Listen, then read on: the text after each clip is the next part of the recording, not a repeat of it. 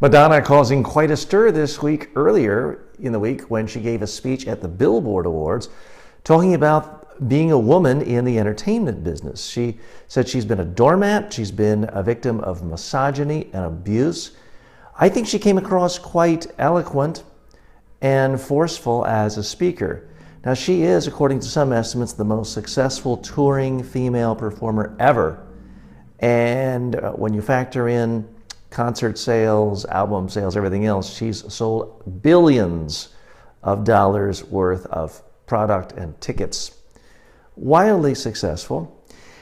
One of her points is that to age as a woman is considered a sin in our society. Now, certainly there is discrimination. I would make the case that it's more prevalent in the movie industry, where you can have a really old, bald Sean Connery paired up with young, attractive women. You don't see that with old, less than physically perfect women being paired up with young men. Singing is a little bit different. Last time I checked, Barbra Streisand can sell out any crowd, any theater she wants, any venue. She can get any record deal. With music, quite often, you can perform later in life. Tina Turner still can perform anywhere she wants. So I didn't find that part of her argument as compelling.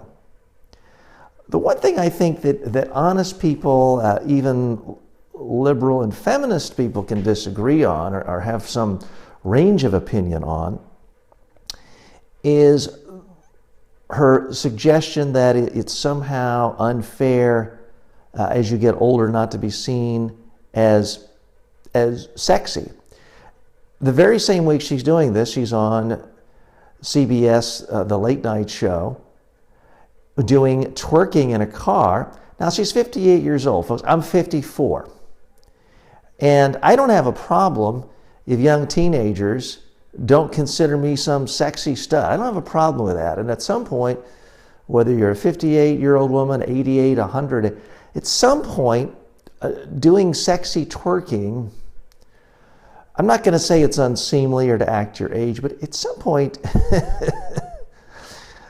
I don't know, it just does seem a bit unseemly. Or put it this way, it seems a bit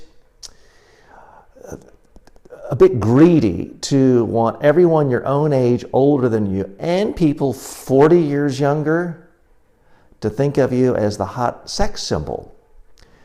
Also, Madonna, let's not forget, benefited from this. I mean, back when she was first emerging at age 24, it wasn't that she had the best voice. She was willing to be sexy. She wore the bras on the outside of her clothes. She danced in a very sexy way. She is primarily a dancer, not a singer.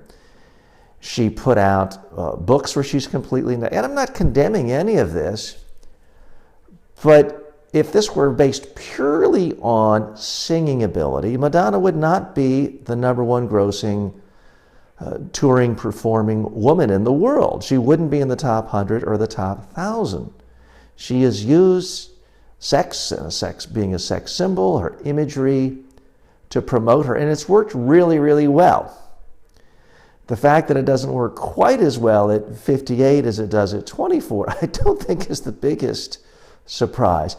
Nonetheless, as a speaker, I think Madonna does a lot of things well. She doesn't speak that often. When she does, she picks issues. She's not afraid to be personal. In talking about the abuse women receive in our culture, she talked about being violently raped back when she first came to New York and other horrific things that happened to her. So she was personal, she was sincere, she gave examples. All in all, I think she is a compelling speaker, in part because she doesn't wear out her welcome. She speaks selectively on issues of high importance, and that's a good lesson for everyone.